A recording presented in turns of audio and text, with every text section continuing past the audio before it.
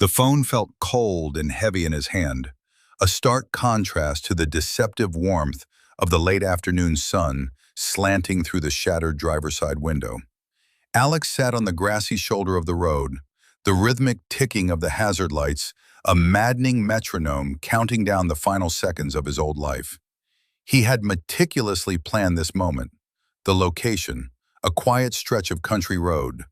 The damage to the car, a precise series of blows with a sledgehammer to the front fender, and a carefully placed spiderweb crack across the windshield, all documented with photos taken just minutes before. The story, a deer that had leaped from the dense woods, was simple, believable, and utterly false.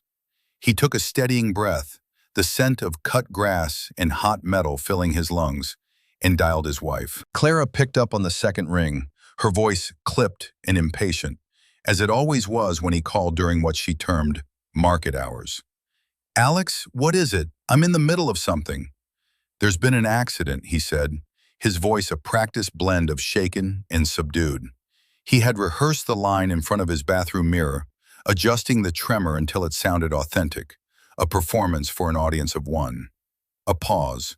Not the sharp intake of breath he might have once hoped for. Not the immediate concerned, "Are you okay?" that a husband might reasonably expect. Instead, the silence was analytical, a processing of data. Then, the question that would serve as the epitaph for their marriage landed with the clean, brutal efficiency of a guillotine. "Is the car okay?" Alex closed his eyes. He had anticipated it. He had predicted it. He had built this entire, elaborate, painful charade around the certainty of those four words. Yet hearing them, feeling their icy indifference travel across the phone line and lodge directly in his heart, was still a shock. It was the confirmation of 1,000 smaller deaths, 1,000 moments of being weighed, measured, and found wanting against the gleam of chrome and the prestige of a German-engineered logo. The car, a brand-new silver Mercedes coupe, had been a gift from her father, Richard, a man who measured love in horsepower and net worth. To them, the vehicle wasn't transportation, it was a statement, a billboard for their success, a success in which Alex was perpetually seen as a minor, non-contributing passenger. "Alex, did you hear me? The car," she repeated, a note of frustrated urgency creeping into her tone. "What's the damage?" He let the silence stretch, a small, bitter act of defiance. He pictured her in her immaculate home office, surrounded by white lacquer and brushed steel, her eyes flicking to the stock ticker on her monitor, annoyed by this inconvenient interruption to her portfolio's progress. She wasn't picturing him bleeding or broken. She was picturing a spreadsheet of repair costs. "The car is damaged, Clara," he said finally, his voice flat, all the practice performance drained out of it, replaced by a profound and chilling calm. "But I am fine. Thank you for asking." The sarcasm, delicate as it was, sailed completely over her head. "Damaged how? Is it drivable? Dad is going to be furious. You know how he feels about that car." He, not we.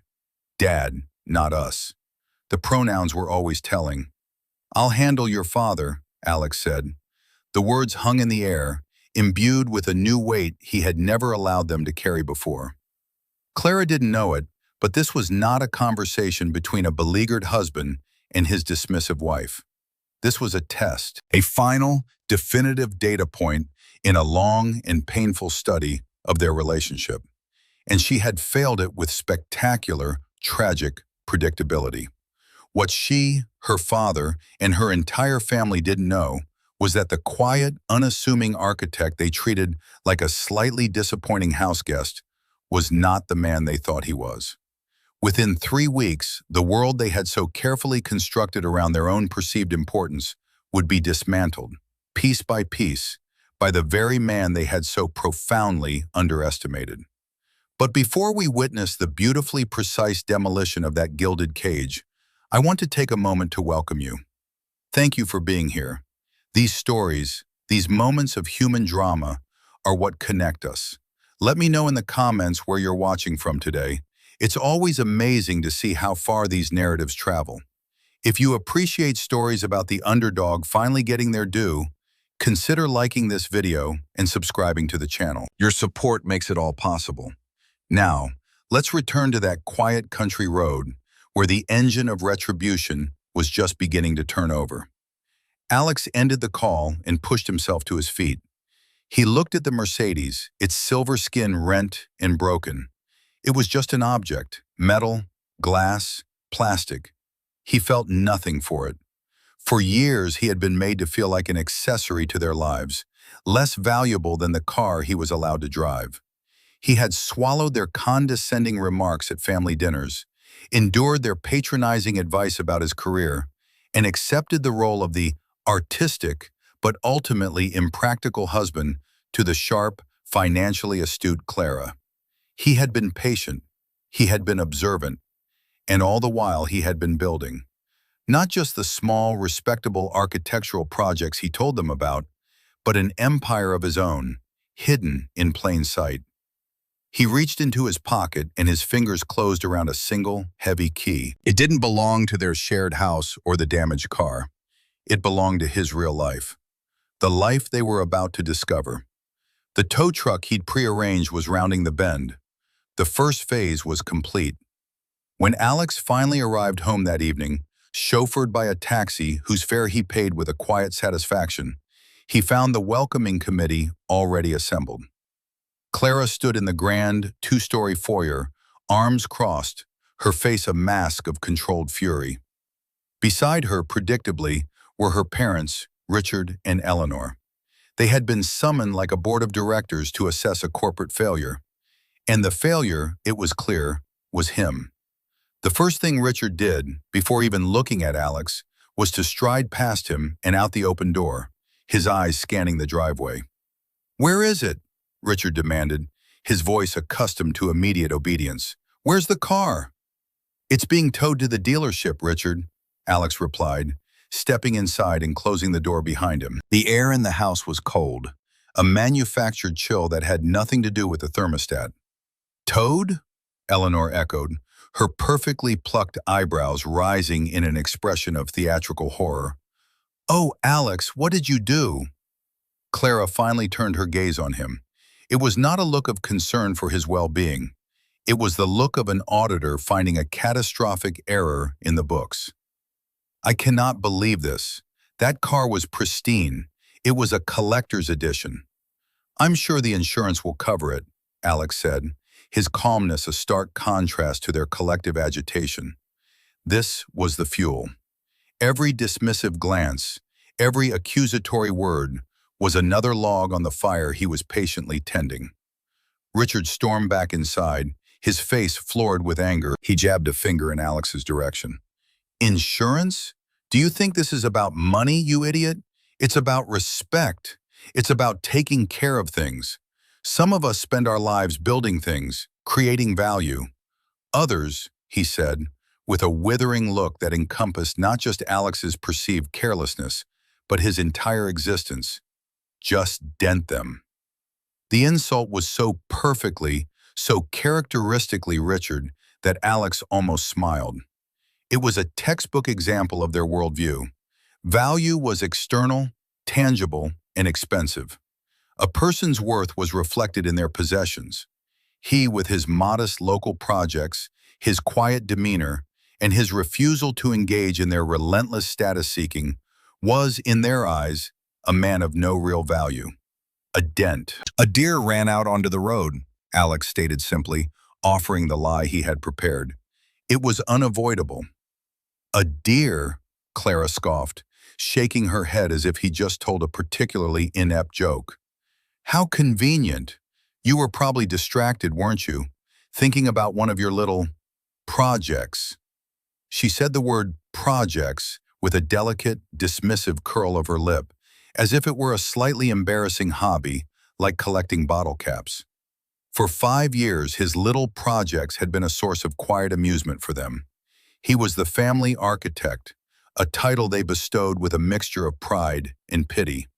He designed a new sunroom for an aunt, a gazebo for a cousin. They saw his work as small, provincial, a quaint little business that kept him occupied while Clara, a day trader, and Richard, a real estate mogul, did the serious work of making money. He never corrected them. He never showed them the full scope of his portfolio. He never mentioned the awards, the magazine features, or the growing reputation of his firm, Aethelred Designs, a name he operated under, a name they had never once bothered to investigate. Their arrogance was his shield. He stood there in the center of their marble-floored tribunal, absorbing their judgment.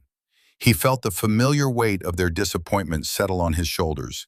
But for the first time, it was not a burden. It was a cloak. He clutched the worn leather portfolio he'd brought in with him, the one he always carried. Inside weren't the plans for a suburban deck. Inside were the preliminary sketches for his masterpiece, the project that would change everything. The Meridian Tower, a skyscraper poised to redefine the city's skyline. They saw a flimsy case filled with doodles. He held the blueprint for their downfall. "I wasn't distracted," Alex said, his gaze meeting Richard's.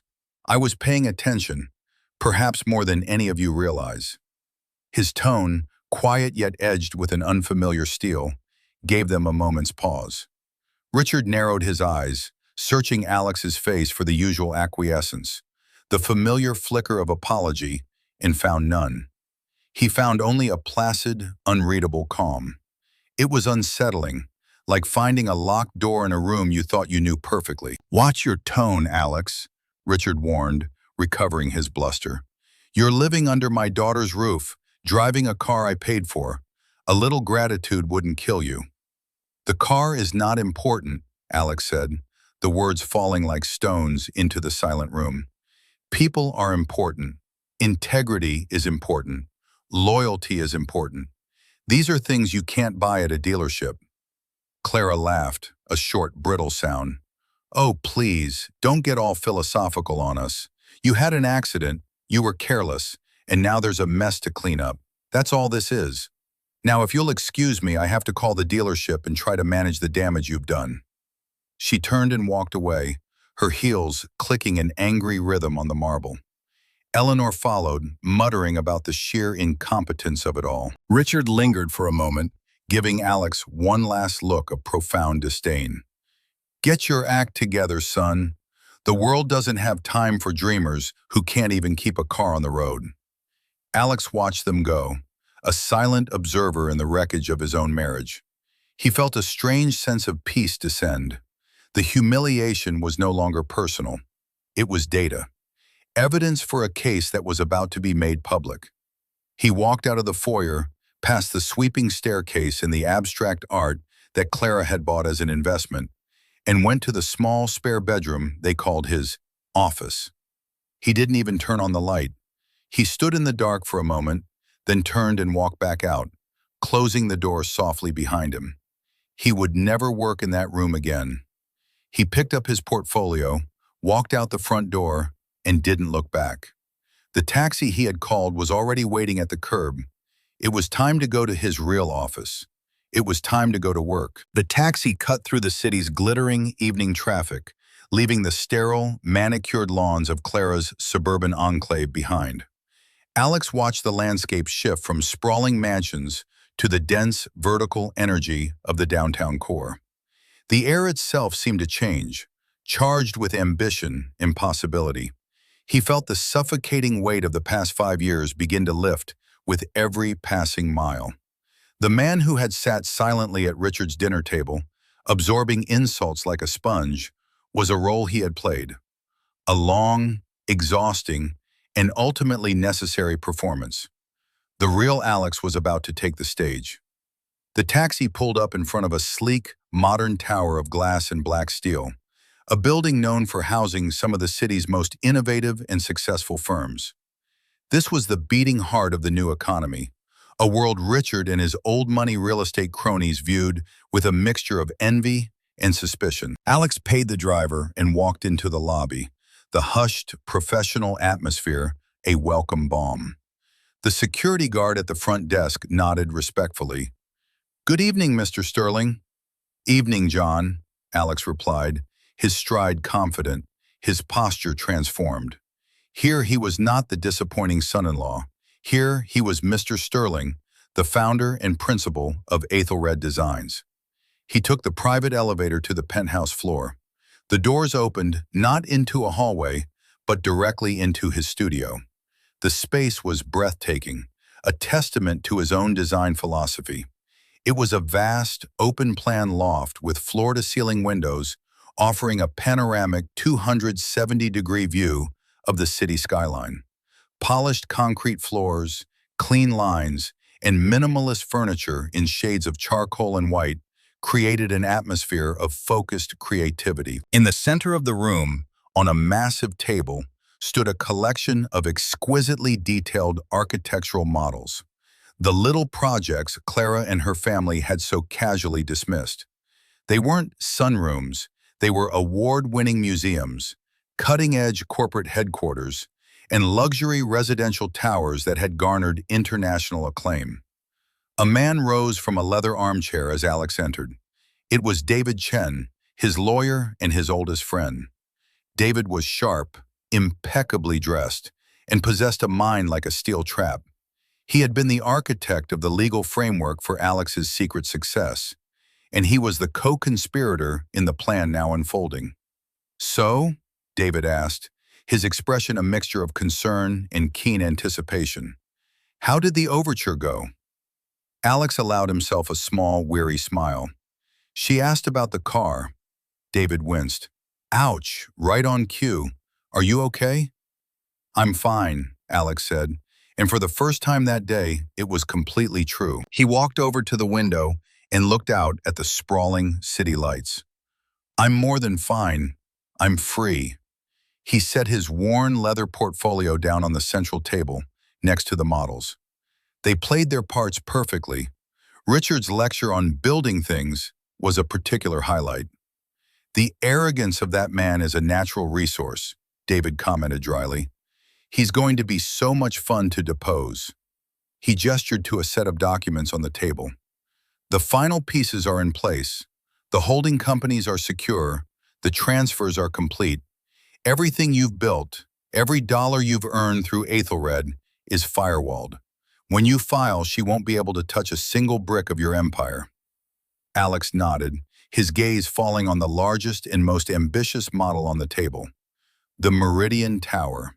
It was a twisting, soaring structure of glass and light, a design so bold and innovative it was set to become the city's new iconic landmark. The project was the culmination of his life's work, a billion-dollar development he had won against bids from the world's most famous architects. "And the other matter?" Alex asked, turning away from the model. David's expression sharpened. "The bait is ready to be taken. Richard's firm, Sterling Price Holdings, is one of the 3 finalists for the Downtown Revitalization Project. As you know, it's the biggest municipal contract in the city's history. He's leveraged half his company's assets to make a credible bid. He thinks it's a sure thing. He's confident because he believes his political connections will carry the day," Alex mused. "He's been having lunch with Councilman Miller for months." "He is," David confirmed. "What he doesn't know is that Councilman Miller was voted off the selection committee 2 weeks ago, and the deciding vote now belongs to the head of the Urban Planning Commission, a certain Isabella Rossi." A genuine smile touched Alex's lips. Isabella Rossi was a formidable figure, a brilliant and notoriously unsentimental developer with a passion for architectural genius. She was also the primary financial backer of the Meridian Tower. She and Alex had a relationship built on deep mutual respect and a shared vision for the city's future. Richard had never met her. He likely didn't even know her name. "And Ms. Rossi," Alex continued, the plan clicking into place like a perfectly engineered gear, "prizes anonymity and merit above all else. She despises the kind of backroom dealing Richard specializes in." "Precisely," David said. "She's also the one who insisted the lead architect for the revitalization project be selected through a blind review process. The committee has reviewed the 3 finalist designs. They have made their choice. They are simply waiting to unmask the winner at the gala next Friday." The dramatic irony was exquisite. Richard was betting his entire empire on a competition where he was not only outmatched, but was playing a completely different game. He was trying to win a political battle, while Alex had already won the architectural war. Richard was lobbying councilmen in stuffy steakhouses. Alex's design was speaking for itself in a sealed, anonymous proposal. "He'll get the invitation to the gala tomorrow," Alex said, thinking aloud. "He'll see it as his coronation." "He will," David affirmed, "and he'll drag you there to witness his triumph, won't he? Another opportunity to demonstrate your inferiority." "Of course," Alex said, "and I will go. I will stand there in my ill-fitting suit and watch him celebrate. I'll endure one last night of humiliation." He picked up a drafting pencil, his fingers tracing the elegant lines of the Meridian Tower model. An architect knows that before you can build something new, you have to clear the site. You have to demolish the old, unstable structures. My life has been cluttered with a structure built on arrogance, disrespect, and profound neglect. It's time for a demolition.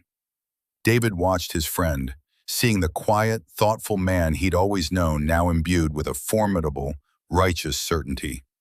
"Just say the word, Alex. The papers are ready to be filed the moment you give the signal." Alex looked out the window again, at the city he was helping to shape, a city his own family couldn't see. "Not yet," he said softly. "First the gala, first the public lesson." Richard and Clara built their world on appearances, so it's only fitting that it comes crashing down in front of an audience. The invitation arrived the next morning via a special courier, a thick, cream-colored card embossed with the city's official seal. It was addressed to Mr. and Mrs. Alex Sterling, but Clara snatched it from the mail tray as if it were for her alone. Richard was already there, having dropped by for coffee, a transparent excuse to continue his campaign of psychological warfare against Alex over the damaged car. "It's here," Clara announced, her voice alight with a triumphant glee that had been absent since the news of the accident. She ran her fingers over the embossed seal. "The Mayor's Gala for Urban Development." Richard beamed, a broad, self-satisfied smile spreading across his face. "About time. They're cutting it a bit close. The announcement is only a week away." He took the invitation from Clara, holding it like a trophy.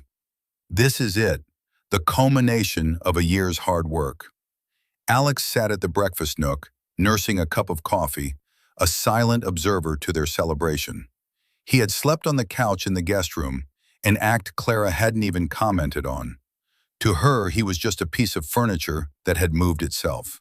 He wore a simple gray sweater and jeans, a stark contrast to Richard's expensive tailored suit and Clara's silk blouse. "They'll announce the winner of the downtown revitalization project at the gala," Richard explained for Alex's benefit, his tone dripping with condescension. "It's the largest urban renewal project in the country, a legacy project, and Sterling Price Holdings is about to win it."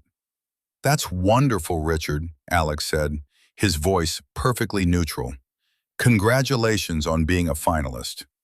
Richard laughed, a booming, arrogant sound. "Finalist? Alex, Alex, Alex, it's a formality. I've spent months laying the groundwork. I've got the key people in my pocket. The other two firms are a tech upstart from the coast and some anonymous design studio no one's ever heard of. They don't stand a chance against our experience and our connections." The anonymous design studio. Aethelred Designs. Alex took a slow sip of his coffee, the warmth spreading through his chest. The bait was not just taken, it was being devoured. "You'll be coming, of course," Clara said to Alex. It wasn't a question or an invitation. It was a command. "You need to see what real success looks like. Maybe it will inspire you to think a little bigger than gazebos and sunrooms." The insult, so casually delivered, was another perfect specimen for his collection. He was building a mental museum of their cruelty, each exhibit meticulously catalogued. The way her eyes had flicked over his simple sweater with disdain. The way Richard had called him son while treating him like a servant. The memory of her voice on the phone, asking about the car. I wouldn't miss it for the world, Alex replied, a faint, unreadable smile playing on his lips. Good, Richard said, clapping him on the shoulder with a patronizing thud. You can hold Clara's wrap and try to look presentable. Wear that blue suit, the one we bought you for that wedding last year. It almost makes you look like you belong. For the next week, the house was a whirlwind of triumphant preparation. Clara bought a new gown, a shimmering, backless creation that cost more than Alex's first car. Richard was in constant meetings, his voice booming through the house as he strategized with his team for the transition, already certain of his victory. They treated Alex with a kind of benign neglect, the way one might ignore a piece of old furniture before a major redecoration. He was a relic of the old era, soon to be overshadowed by the grand new reality of the revitalization project. Alex, for his part, played the role of the chastened husband flawlessly. He was quiet, agreeable, and unobtrusive. He spent his days in the small guest room office, the door closed. They assumed he was sketching another deck or drafting an apology letter to the deer he had supposedly hit. In reality, he was on secure conference calls with Isabella Rossi, finalizing the press strategy for the announcement. He was coordinating with David, reviewing the divorce filings one last time. He was on the phone with the board of the museum his firm had designed, accepting an international award on their behalf. He was living a double life within the walls of his own home, and his captors were blissfully unaware. One evening, a few days before the gala, Clara came into the guest room without knocking. Alex quickly minimized the screen showing the 3D render of the revitalization project's central plaza, replacing it with a simple floor plan for a residential extension. She didn't notice. Her eyes swept the small, cramped room with a familiar look of pity. "Still working on the Hendersons' kitchen?" she asked. "Something like that," Alex said. She sighed, a long, weary sound. "Alex, Dad and I were talking. Once the revitalization contract is signed, the company is going to expand. Dad, he thinks there might be a place for you. Something small, of course. Maybe in project oversight. It would mean a steady paycheck. A real one. You could finally give up all this." She gestured vaguely at his desk, at the little projects that defined him in her eyes. It was, he realized, an olive branch. A horribly misguided, insulting olive branch, but an attempt at generosity nonetheless. It was her vision of their future. Him, safely installed in a minor, no-risk position within her father's empire. His own ambitions neatly packed away like a childhood hobby. He would be another one of their possessions, another testament to their success and magnanimity. He looked at her, at the woman he had once loved with a fierce and hopeful passion. He saw the beautiful, intelligent person she was, but he also saw the deep, ingrained flaw that had eroded everything between them. She did not see him. She saw a problem to be managed, a project to be improved, an asset that was underperforming. "Thank you, Clara," he said, his voice soft. "I appreciate the offer. Let's see how things go at the gala, shall we?" She took his answer as a yes. A grateful, relieved smile touched her lips. "Good," she said. "I'm glad you're finally being sensible." She turned to leave, then paused at the door. "And Alex, do try to be happy for us on Friday. This is the biggest moment of our lives." Our lives. The word twisted in his gut. "I will be," he promised, looking at the blank screen of his computer. "I will be exactly what the moment requires." The night of the mayor's gala for urban development was a symphony of competing ambitions. The grand ballroom of the city's most historic hotel was filled with a glittering crowd of politicians, developers, investors, and socialites. The air hummed with whispered deals and forced laughter, thick with the scent of expensive perfume and desperation. Richard Sterling moved through the room like a conquering hero, his hand outstretched, his voice booming. Clara was a radiant vision at his side, her shimmering gown catching the light of the crystal chandeliers. And trailing a few steps behind them, as instructed, was Alex. He was wearing the blue suit, the one they had bought him. It was a perfectly fine suit, but he wore it like a costume, his shoulders slightly stooped, his expression placid and observant. He was playing his part to perfection, the invisible man, the forgotten husband, the court jester in the king's entourage. "Alex, get Mr. Henderson another scotch," Richard commanded without looking at him, deep in conversation with a portly banker. "Alex, hold my clutch, would you? I want to go say hello to the mayor's wife," Clara said, pressing the small beaded bag into his hand before gliding away. He became a valet, a coat rack, a silent fixture against the wall. And with every small humiliation, he felt not anger, but a growing, clarifying calm. He was a surgeon observing the final symptoms before a major operation. He saw the greed in the banker's eyes, the anxiety in a rival developer's smile, the desperate hope on the faces of Richard's junior executives.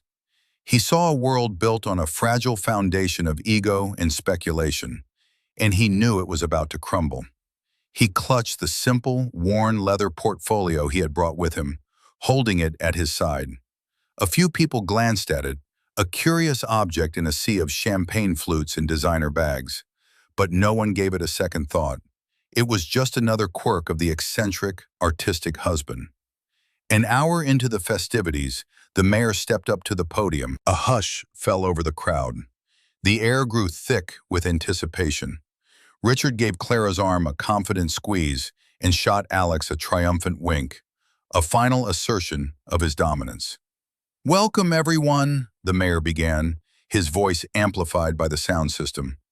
"We are here tonight to celebrate the future of our great city, a future of innovation, growth, and bold vision. The Downtown Revitalization Project is the cornerstone of that vision, and tonight we will learn which of our three brilliant finalists has been chosen to lead us forward." Richard stood a little taller, his chest puffed out. Clara's hand was gripping his arm tightly, her knuckles white. She looked over at Alex and gave him a small, tight smile that was meant to be inclusive, but was really just a final reminder of his spectator status. The mayor continued, "The selection process was rigorous, overseen by a committee of our city's finest minds, led by the incomparable Isabella Rossi of the Urban Planning Commission." At the mention of Isabella's name, Alex saw a flicker of confusion on Richard's face. He had been banking on his friend, Councilman Miller. Rossi was an unknown quantity to him, a variable he hadn't accounted for. A sliver of doubt, the first tiny crack in his monumental self-assurance, appeared. "To ensure absolute fairness," the mayor went on, "the final design proposals were submitted anonymously. The committee made its choice based purely on the merit, innovation, and genius of the architectural vision itself. They did not know the name of the firm or the architect behind the winning design until 30 minutes ago." Richard's confidence visibly returned. Of course his design was superior. Connections were just the insurance policy. His brilliance was the real asset. He was ready for his coronation. The three finalists were Sterling Price Holdings, a titan of our city's industry, a dynamic newcomer, Viridian Group, and an anonymous design firm known only as Ethelred Designs. The ballroom was silent. The tension was a physical presence, a pressure against the eardrums. Alex felt his own heart beating a steady, calm rhythm, the quiet before the storm. He watched Clara's face, saw the rapturous anticipation of victory. He watched Richard, a man on the precipice of what he believed was his greatest triumph. "It is my great honor," the mayor declared, his voice booming, "to announce that the winning proposal, a vision of breathtaking scope and beauty that will redefine our city for a century to come, was submitted by Ethelred Designs." A smattering of polite, confused applause rippled through the room. Who? The name was unfamiliar to most. Richard Sterling stood frozen, his smile locked in place, slowly curdling into a mask of disbelief. He looked around wildly, searching for an explanation. This was a mistake, a clerical error, a joke. Clara's hand fell from her father's arm. The color drained from her face. "What? Who is that?" she whispered, her voice barely audible. The mayor wasn't finished. "And now it is my privilege to introduce the visionary lead architect behind this historic project, a man whose quiet work has already won countless awards and reshaped parts of our city, working right under our noses. Please welcome the founder of Aethelred Designs, Mr. Alex Sterling." The announcement landed not with a bang, but with a profound, earth-shattering silence. For a full 3 seconds, the entire ballroom seemed to stop breathing. Then, 1,000 pairs of eyes swiveled in unison, away from the podium, away from the stunned figure of Richard Sterling, and toward the quiet man in the simple blue suit standing by the wall. A single spotlight, as if guided by the hand of fate, found Alex. It illuminated his calm face, his steady eyes, and the worn leather portfolio held at his side. He blinked once, slowly, letting the moment hang in the air, a perfect, crystalline tableau of shock and revelation. Every calculation in Richard's mind fizzled into static. Every assumption Clara had ever made about her husband turned to dust. The quiet, disappointing, artistic man they kept as a sort of household pet was the anonymous genius who had just snatched the biggest prize of their lives from their grasp. The silence was finally broken by a sound. It was Isabella Rossi, a striking woman with silver hair and an impeccably tailored suit, who had been standing near the stage. She began to clap, a slow, deliberate, and resonant sound. Her applause was not for the mayor or for the moment, but directly for Alex. One by one, as the reality of the situation sank in, others joined her. The confused applause swelled into a genuine, rolling ovation. Richard Sterling stood immobile, his face a ghastly shade of gray. He looked at Alex as if seeing a ghost, a phantom who had inexplicably materialized to steal his destiny. Clara was even more still, her eyes wide with a horror that was slowly being replaced by a dawning, terrifying comprehension. The little projects, the doodles, the gazebos, it had all been a lie, or rather, it had been a truth so vast and significant that she had been utterly blind to it. Alex took a slow breath and began to walk toward the stage. He moved with a newfound grace, his posture straightening, the costume of the meek husband falling away with every step. He passed Clara and Richard, his gaze not even flickering in their direction. He was no longer in their orbit. They were now in his. As he reached the foot of the stage, he paused and turned. His eyes met Richard's across the stunned ballroom. He didn't smile. He didn't gloat. He simply held the man's gaze, letting the full weight of what had just happened settle. Then he looked at Clara, at her beautiful, shattered face. For the first time, he saw not disdain or pity in her eyes, but fear. He turned back to the stage and ascended the small set of stairs, the applause washing over him. He shook the mayor's hand and took his place at the podium. He looked out at the sea of faces, a landscape of shock, curiosity, and newfound respect. He rested his hands on the sides of the lectern, the same way he had seen Richard do 100 times at family gatherings when delivering some grand pronouncement. "Thank you, Mayor," he began, his voice calm and clear, carrying easily to every corner of the room. "Thank you, Isabella, and thank you to the committee." He paused, his eyes scanning the crowd until they found Richard and Clara again, standing isolated in a sea of onlookers. "Some people," he said, his voice dropping slightly but losing none of its authority, "believe that success is about connections, about who you know. They believe that value is something you can inherit or acquire. They build their worlds on foundations of assumption and ego." He let the words hang in the air. He was no longer just an architect, he was a demolitions expert, and he was describing the building he was about to bring down. Richard flinched as if struck. "My philosophy is different," Alex continued. "I believe value is created.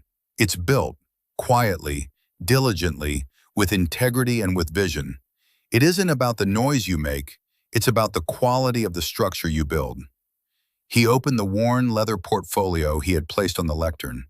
He pulled out not a blueprint, but a single, simple key, the key to his studio. He held it up. This is the key to my office. It is not in a spare bedroom. It is in the penthouse of the Blackwood Tower. For 5 years, I have built my company, Aethelred Designs, from that office. He then pulled out a folded magazine. It was Architectural Digest. On the cover was the museum he had designed 2 years prior. We've won a few awards, he said simply, dropping the magazine onto the lectern. Garnered some attention, but I've always preferred to let the work speak for itself. The room was utterly silent, captivated. This was no longer an awards ceremony. It was a public reckoning. And now, Alex said, his voice resonating with finality, the work has spoken.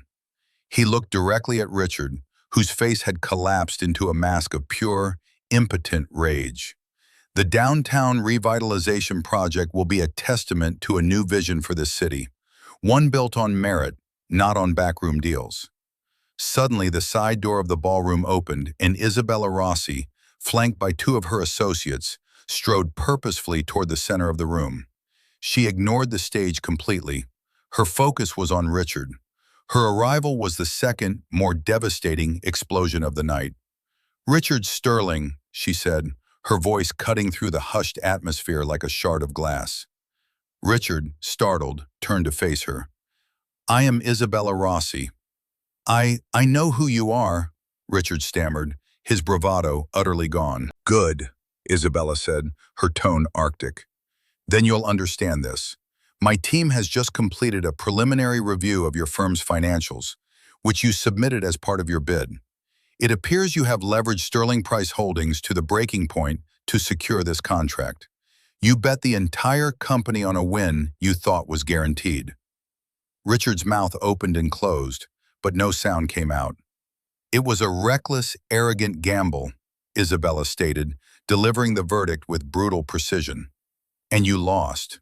I imagine the banks who hold your notes will be very interested to learn that the collateral you promised them, the revitalization contract, has been awarded to another firm. I expect they will be calling you first thing in the morning." The implication was clear and catastrophic. Richard was not just beaten, he was ruined. The empire he had boasted of building was nothing more than a house of cards, and Alex had just pulled out the bottom one. Just then, as if on cue, a man in a sharp suit stepped out from the crowd and approached Alex's side. It was David Chen. He was holding a slim manila envelope, the final piece of the demolition. Clara, who had been watching this all unfold as if in a nightmare, finally found her voice. She took a hesitant step toward Alex, her hand outstretched. "Alex, what is this? What are you doing?" Her voice was a trembling whisper. Alex turned his full attention to her for the first time. The noise of the ballroom, the shocked faces, the imposing figure of Isabella Rossi, it all faded away.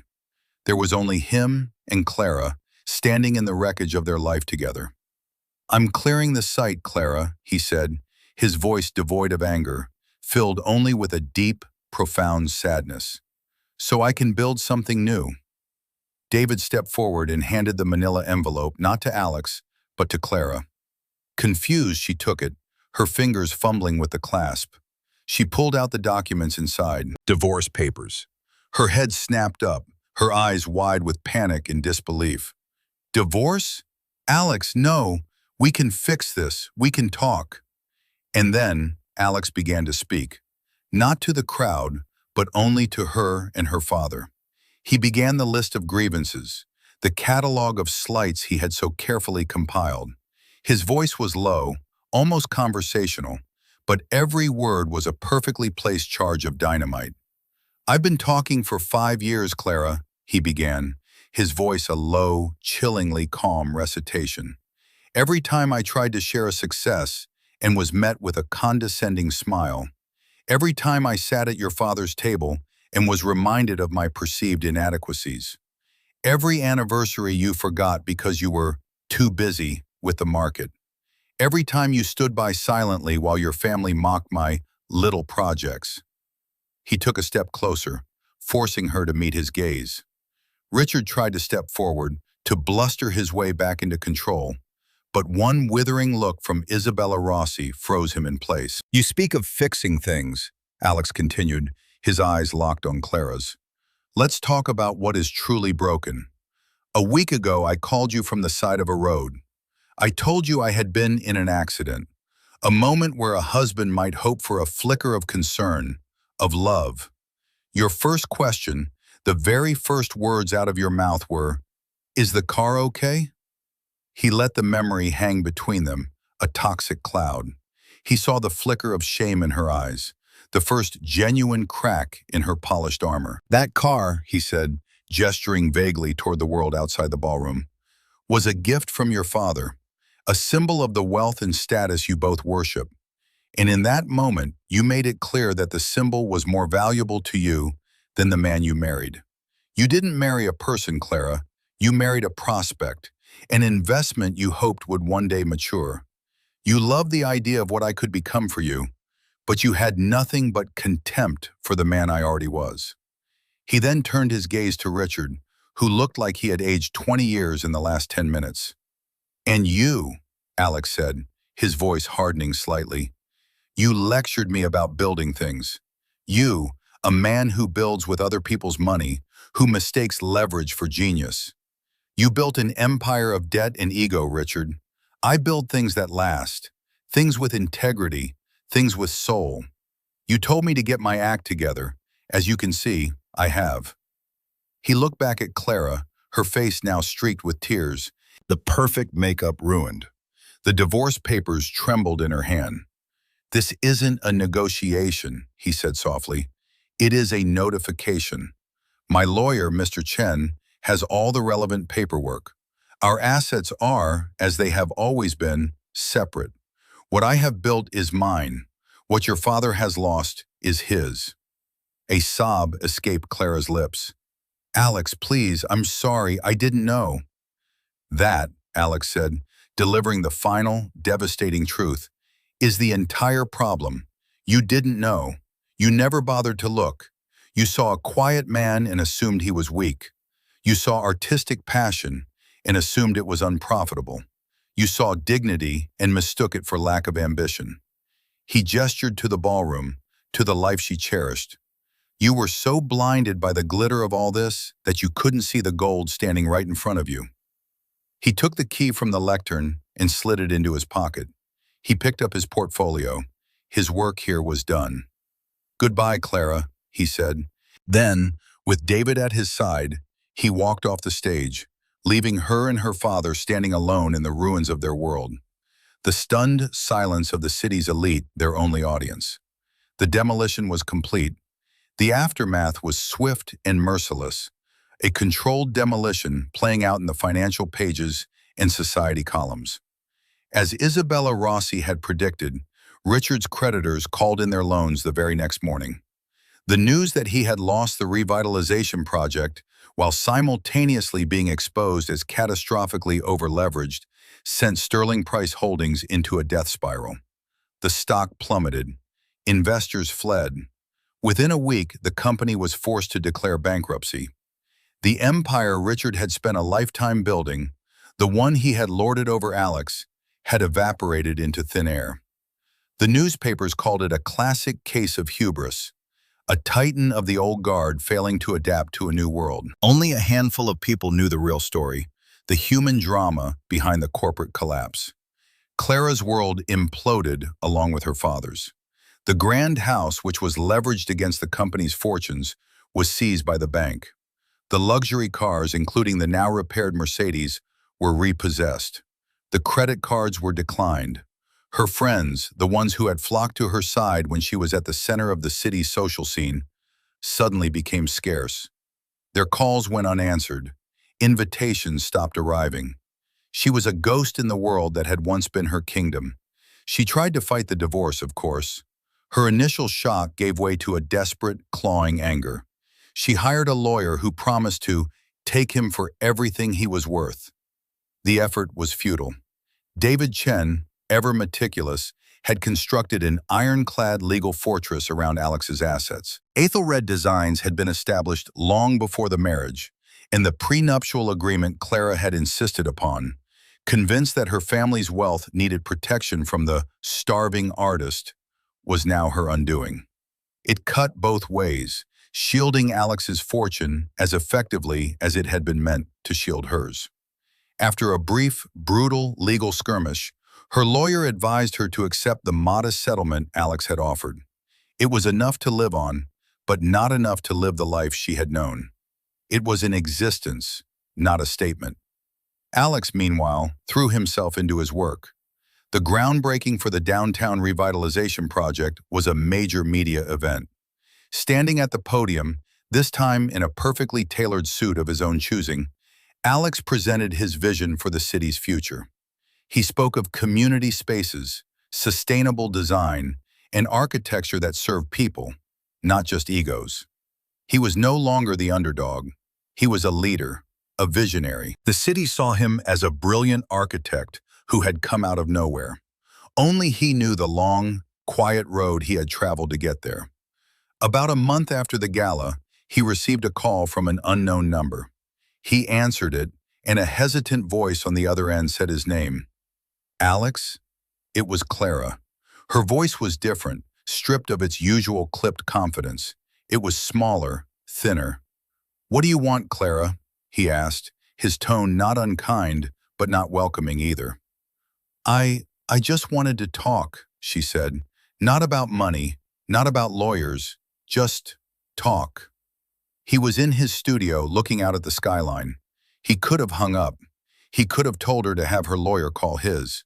But he heard something in her voice he had never heard before. Genuine humility.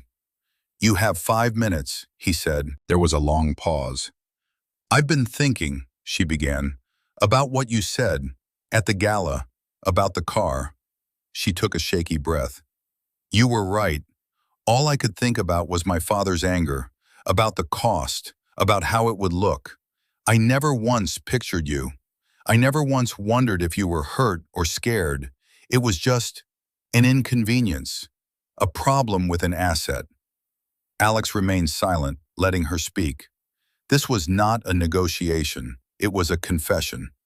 "And it wasn't just the car," she continued, her voice cracking. "It was everything. Your work. I was embarrassed by it, because it wasn't loud. It wasn't flashy. It didn't make the kind of noise my father's deals made. I thought it was small because you were quiet. I see now. I was the one who was small." He could hear the sounds of the city in the background of her call. A bus, a siren. She wasn't in a quiet, lacquered office anymore. She was out in the world. "I'm sorry, Alex," she whispered. "Not because you're successful now. Not because you won. I'm sorry for the man I failed to see when he was sitting across the dinner table from me every night. I'm sorry I didn't know how to value something I couldn't count." It was the apology he had never expected to receive. It was real. It was earned. And it changed nothing. "I hear you, Clara," he said, his voice gentle. "And I believe you are sorry. But an apology can't rebuild a foundation that was never there in the first place. We didn't have a marriage that broke. We had an arrangement that I finally outgrew." "I know," she said softly. "I just needed you to hear it. For my sake, not yours."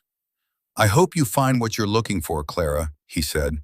"I hope you learn to see the value in things that don't have a price tag." "Me too," she replied. "Goodbye, Alex." He ended the call and stood by the window for a long time, watching the endless flow of traffic on the streets below. He felt a sense of closure, a melancholy peace.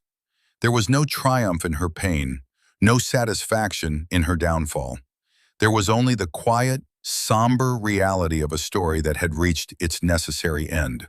The demolition had been precise, the site was cleared, and now all that was left was the open sky and the promise of what he would build next. 6 months passed. The seasons turned. The skeleton of the new downtown revitalization project began to rise from the earth, a testament to Alex's vision. The Meridian Tower, his other masterpiece, was nearing completion. its twisting glass spire already a beloved part of the city's silhouette. Athelred Designs was now one of the most sought-after architectural firms in the world. Alex Sterling was no longer an anonymous genius.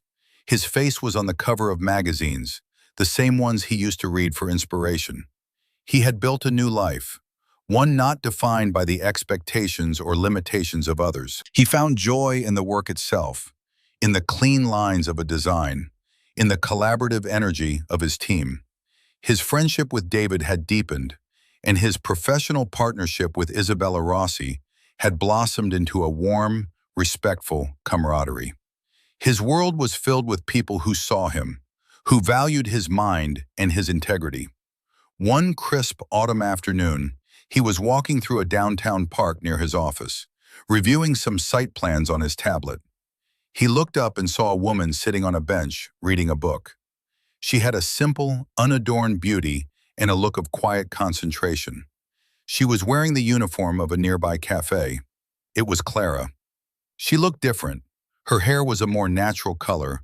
Her clothes were simple and practical. The hard, polished edge she had always maintained was gone, replaced by something softer, more approachable. She was no longer performing. She was just being. She didn't see him. He stood for a moment watching her. He felt no anger, no resentment. He felt a distant, detached sort of pity, but also a flicker of hope for her.